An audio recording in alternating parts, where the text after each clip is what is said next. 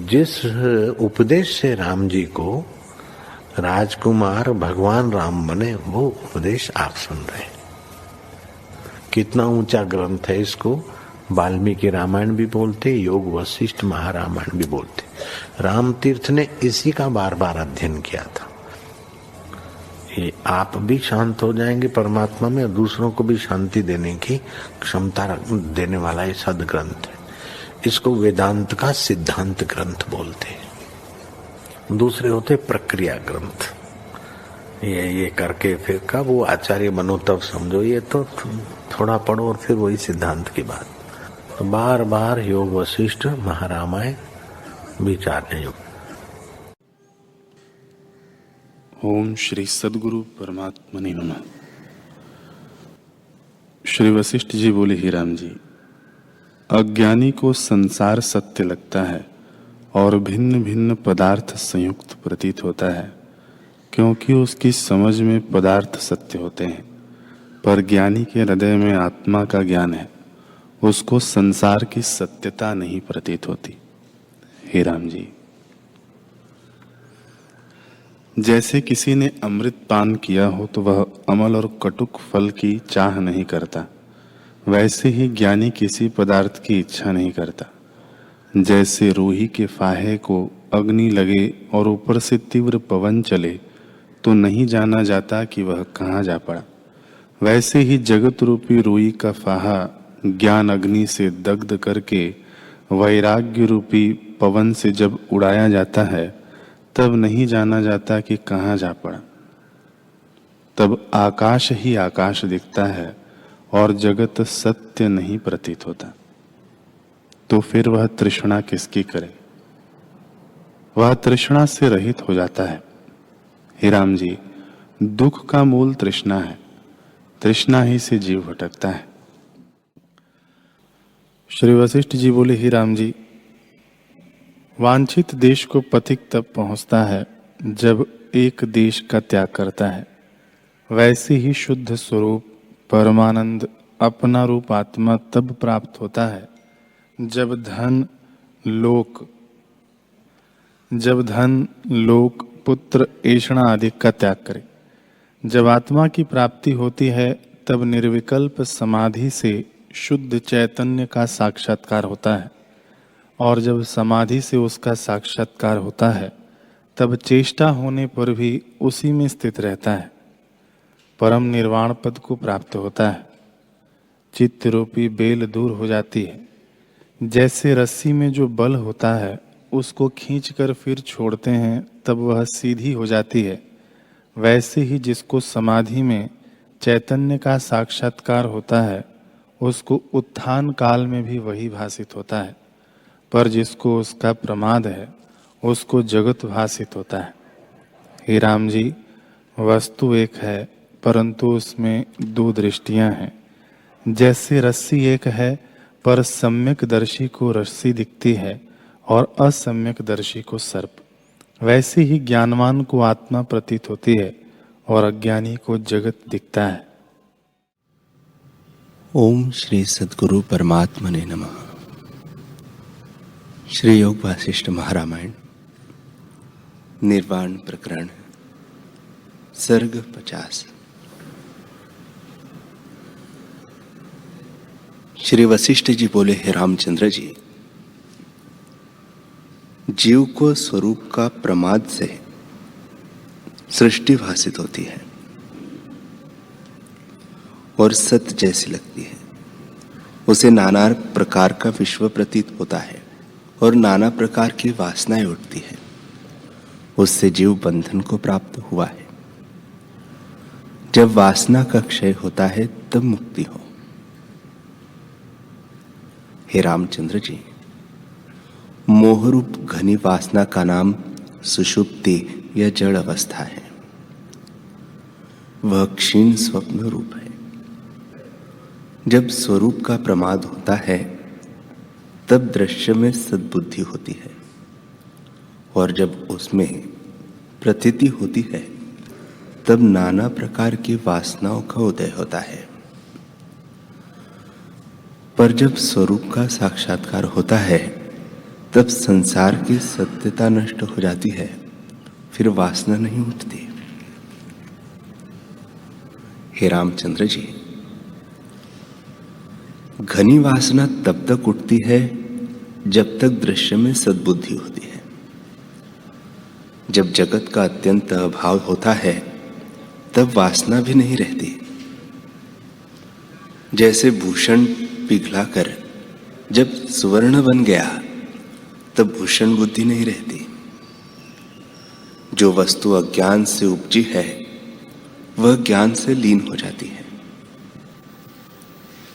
वासना का भ्रम अबोध से उपजा है, वह बोध से लीन हो जाता है। हे रामचंद्र जी,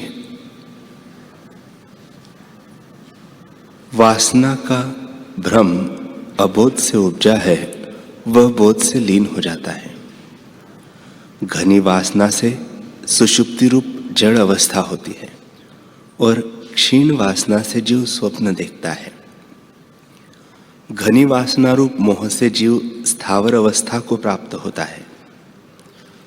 मध्य वासना से तिर्यक योनि को पाता है, अर्थात पशु पक्षी और सर्पादिक होता है। क्षीण वासना से मनुष्यादिक शरीर और नष्ट वासना से मोक्ष पाता है। यह सब जगत संकल्प से रचा है। घटपट आदि जो बाहर देखते और ग्रहण करते हो, वे ही हृदय में स्थित हो जाते हैं, और जब उनको ग्रहण करते हो तो ग्राह्य ग्राहक का संबंध देखते हो कि यह मैंने ग्रहण किया और यह मैंने लिया है। जो ज्ञानवान है वह न ग्रहण करने का अभिमान करता है और न कुछ त्यागने का अभिमान करता है। उसको भीतर बाहर सब चिदाकाश भासित होता है। चैतन्य सत्ता का यह चमत्कार है। तीनों जगत होकर वही प्रकाशती है। रंचक मात्र भी कुछ अन्य नहीं, केवल आत्मसत्ता अपने आप में स्थित है।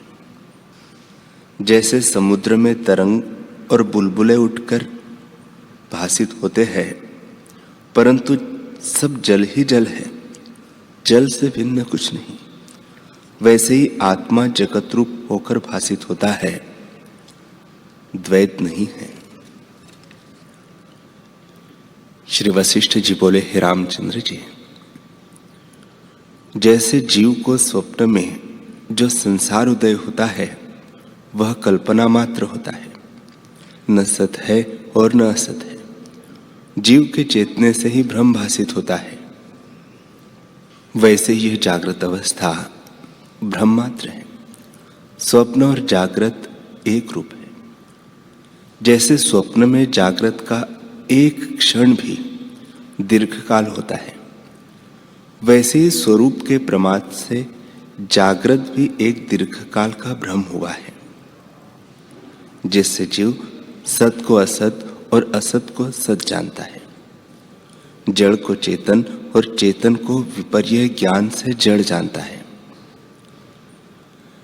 जैसे स्वप्न में एक ही जीव अनेकता को प्राप्त होता है, वैसे ही आदि जीव एक से अनेक होकर भासित होता है।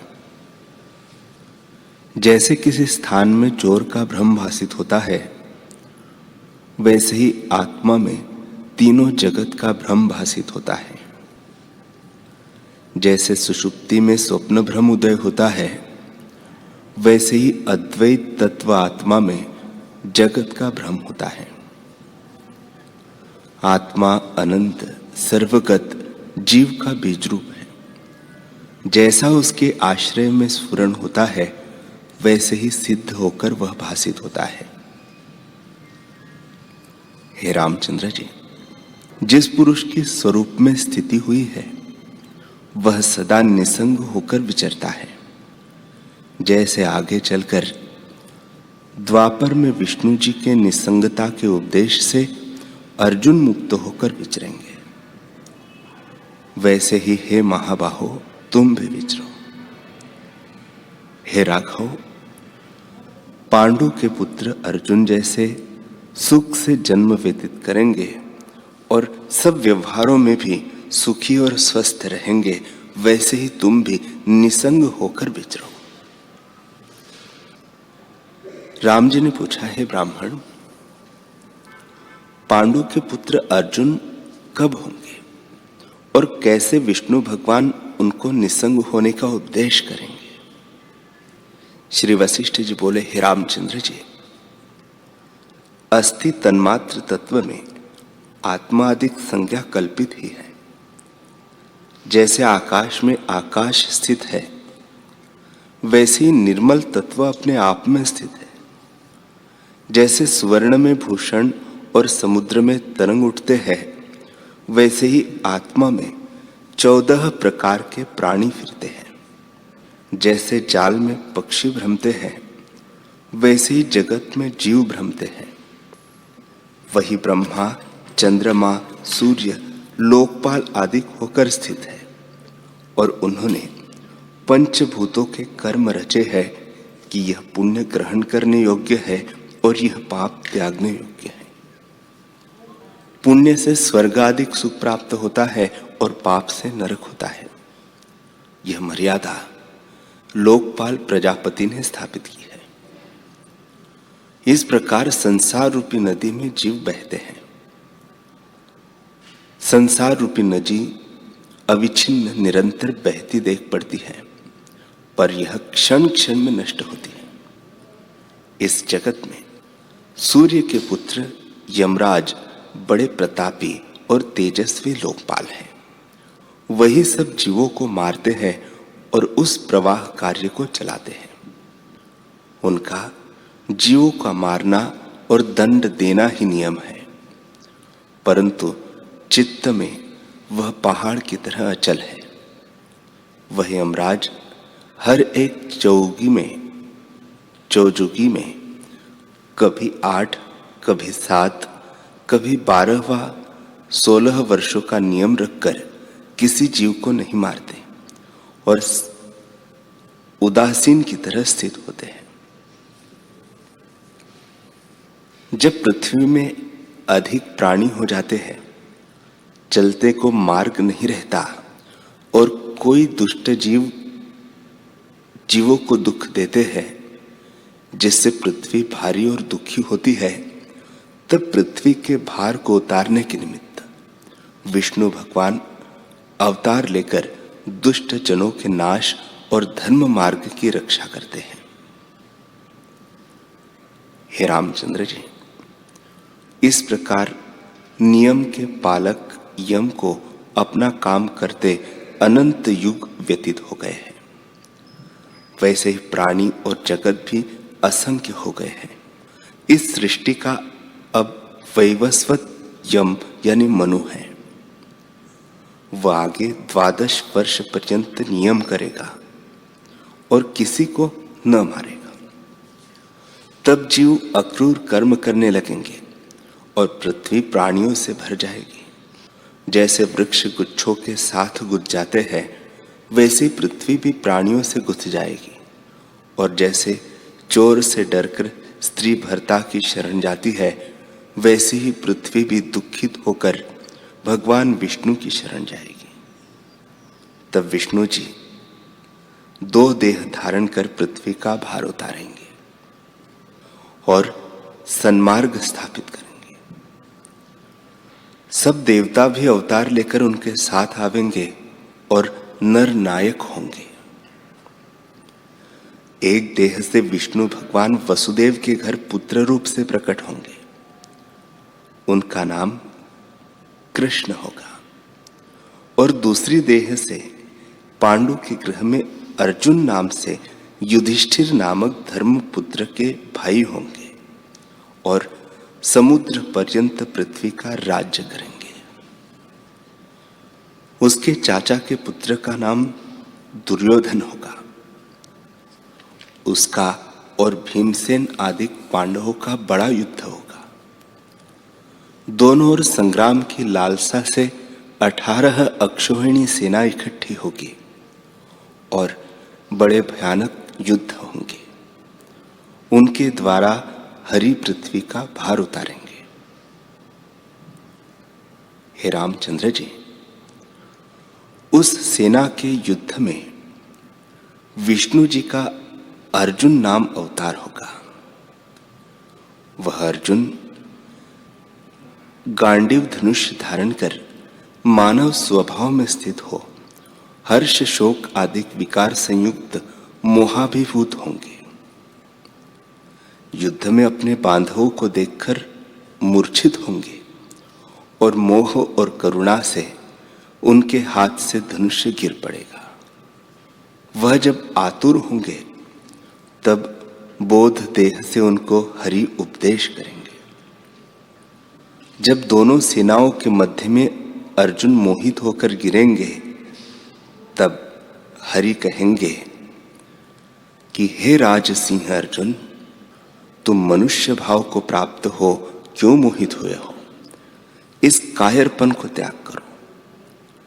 तुम तो परम प्रकाश आत्म तत्व हो। तुम सबका आत्मा, आनंद, अविनाशी, आदि अंत मध्य से रहित, सर्वव्यापी, परम अंकुश रूप, निर्मल, दुख के स्पर्श से रहित, नित्य, शुद्ध, निरामय हो। हे अर्जुन, आत्मा न जन्मता है न मरता है, होकर भी फिर कुछ नाश नहीं होता, क्योंकि वह अजन्मा, निरंतर, पुरातन और सबका आदि है। शरीर का नाश होने पर उसका नाश नहीं होता। तुम क्यों वृथा कातर हो रहे हो? श्री भगवान बोले, हे अर्जुन, जो इस आत्मा को मारने वाला और मरता मानते हैं वे आत्मा को नहीं जानते। यह आत्मा न मरता है और न मारता है, क्योंकि जो अक्षय रूप निराकार आकाश से भी सूक्ष्म है, उस आत्मा परमेश्वर को कोई किस प्रकार मार सकता है? हे अर्जुन, तुम अहंकार रूप नहीं हो। इस अनात्म अभिमान रूपी मल को त्याग करो। तुम जन्म मरण से रहित मुक्त रूप हो। जिस पुरुष को अनात्म में अहम भाव नहीं और जिसकी बुद्धि कर्तृत्व भोक्तृत्व से लिप्त नहीं होती, वह पुरुष सब विश्व को भी यदि मारे तो भी उसको नहीं मारता और ना ही उसे बंधन होता है। हे अर्जुन, जिसको जैसा दृढ़ निश्चय होता है उसे वैसा ही अनुभव होता है। इससे यह मैं, मेरा इत्यादि जो मलिन संवित निश्चय है उसे त्याग कर स्वरूप में स्थित हो। जो ऐसी भावना में स्थित नहीं होते और आपको नष्ट होता मानते हैं, वे सुख दुख भोगते और राग द्वेष में जलते हैं। हे अर्जुन, वे अपने त्रिगुण रूप असंख्य कर्मों में बंधते हैं। शब्द, स्पर्श, रूप, रस, गंध, इनसे पांचों तत्व आकाश, वायु, अग्नि, जल और पृथ्वी उपजे हैं और उन भूतों के अंश श्रवण, त्वचा, नेत्र, जिह्वा और नासिका अपने विषयों में स्थित है। ये इंद्रियां अपने विषयों को ग्रहण करती है। नेत्र रूप को, त्वचा स्पर्श को, जिह्वा रस को, नासिका गंध को और श्रवण शब्द को ग्रहण करते हैं। उसमें अहंकार विमूढ़ व्यक्ति अपने को कर्ता मानता है। सोचता है कि मैं देखता हूं, मैं सुनता हूं, मैं स्पर्श करता हूं, स्वाद और गंध लेता हूं। हे अर्जुन, ये सब कर्म कलना से रचे गए हैं। इंद्रियों से कर्म होते हैं और अहम भाव से जीव वृथा क्लेश का भागी होता है। बहुतों ने मिलकर कर्म किया और उनका अभिमानी होकर एक ही जीव दुख पाता है। बड़ा आश्चर्य है कि देह और इंद्रियों से कर्म होते हैं और जीव उनका अभिमानी होकर सुख दुख और राग द्वेष से जलता है। इससे इनका संग और अभिमान त्याग कर अपने स्वरूप में स्थित हो। योगी केवल इंद्रियों से कर्म करता है, उनसे अभिमान वृद्धि नहीं करता। हे अर्जुन, इस जीव को अहंकार ही दुखदायक है, क्योंकि उससे वह अनात्म में आत्म अभिमान करता है। जो अभिमान रूपी विष से रहित होकर चेष्टा करता है, वह दुख का कारण नहीं होता, वह सदा सुख रूप है। हे अर्जुन, जैसे सुंदर शरीर विष्ठा और मल से मलिन हुआ हो तो उसकी शोभा जाती रहती है, वैसे बुद्धिमान पुरुष यदि शास्त्र का वेत्ता और गुणों से संपन्न भी हो, पर यदि अनात्म में आत्म अभिमान करे तो उसकी शोभा जाती रहती है। जो निर्मल, निरअहंकार, सुख दुख में सम और क्षमावान है, वह शुभ कर्म करे अथवा अशुभ कर्म करे, उसको कोई कर्म स्पर्श नहीं करता। हे अर्जुन, ऐसे निश्चयवान होकर कर्म को करो। हे पांडुपुत्र, युद्ध तुम्हारा परम धर्म है, उसे करो। अपना अति क्रूर कर्म भी कल्याण करता है, पराया धर्म उत्तम भी दुखदायक है और अपना धर्म अल्प भी अमृत की तरह सुखदायक है। हे अर्जुन, चाहे जैसा कर्म करो, यदि तुम में अहम भाव न होगा तो वह तुमको स्पर्श न करेगा। संग अभिमान को त्याग और योग में स्थित होकर कर्म करो। जो निसंग पुरुष है, उसको कोई कर्म करना पड़े, वह उसको करता हुआ बंधन को नहीं प्राप्त होता। इससे ब्रह्मरूप होकर ब्रह्ममय कर्म करो, तब शीघ्र ही ब्रह्मरूप हो जाओगे। जो कुछ आचार कर्म हो, उसे ब्रह्म में अर्पण करो। संन्यास योग युक्ति से कर्मों को करते हुए भी तुम मुक्ति को पाओगे। इतना सुन अर्जुन ने पूछा, हे भगवान, संग त्याग, ब्रह्मार्पण, ईश्वरार्पण और योग किसको कहते हैं? मोह की निवृत्ति के लिए इनको पृथक पृथक कहिए। श्री भगवान बोले, हे अर्जुन, प्रथम तुम यह सुनो कि ब्रह्म किसको कहते हैं। जहां सब संकल्प शांत है, केवल एक घनी वेदना है, दूसरी भावना का उत्थान नहीं, केवल चैतन्य चिन्मात्र सत्ता है, उसको पर ब्रह्म कहते हैं। उसको जानकर उसके पाने का विचार और उद्यम करना ही ज्ञान है। उसमें स्थित होने का नाम योग है। ऐसा निश्चय करना कि यह सब ब्रह्म है, मैं ब्रह्म हूं और सब जगत मैं ही हूं, और ब्रह्म से भिन्न कुछ भावना न करना, इसका नाम ब्रह्मार्पण है। नाना प्रकार का जो जगत भासित होता है, सो क्या है? भीतर भी शून्य है और बाहर भी शून्य है। जिसकी शिला की उपमा है, ऐसा जो आकाशवत सत्तारूप है, वह शून्य है, न शिला सदृश है। उसके आश्रय से स्पंदन कलना स्फूर्ति की भांति अन्यवत जगत रूप होकर भासित होती है, परंतु वह आकाश की तरह शून्य है। जैसे समुद्र में तरंग और बुलबुले अनेक रूप होकर स्थित होते हैं, सो जल ही है और कुछ नहीं। एक जल ही अनेक रूप देख पड़ता है, वैसे ही वस्तु सत्ता घट पट आदि आकार होकर भासती है। संवित सार आत्मा में भेद कल्पना कुछ नहीं। अज्ञान से अनेक रूप भेद करना विकल्प जाल भासित होकर अनेक भाव को प्राप्त होते हैं। आत्मा के अनेक नाम रूप देखना और भिन्न भिन्न देह, इंद्रिया, प्राण, मन, बुद्धि आदि अनेक में अहम प्रतीति से एकत्र भाव देखना अज्ञान है। यह कलना ज्ञान से नष्ट हो जाती है। हे अर्जुन, संकल्प जाल को त्याग करने को असंग कहते हैं।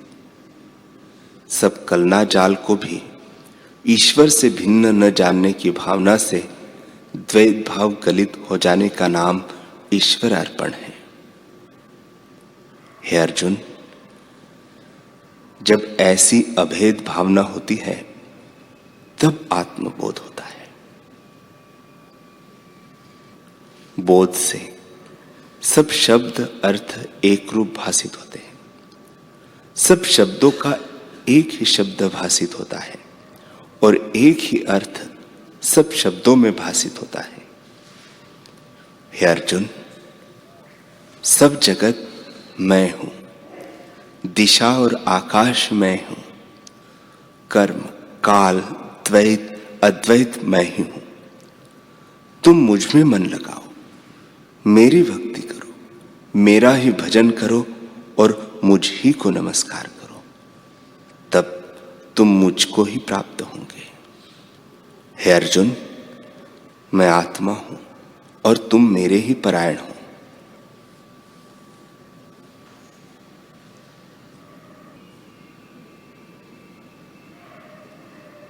हरि ओम।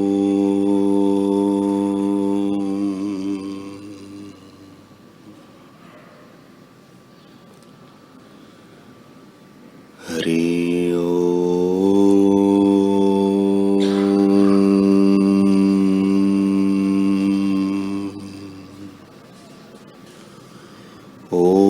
सहना भवतु, सहनौ भुनक्तु, सह वीर्यं करवावहै, तेजस्विनावधीतमस्तु मा विद्विषावहै।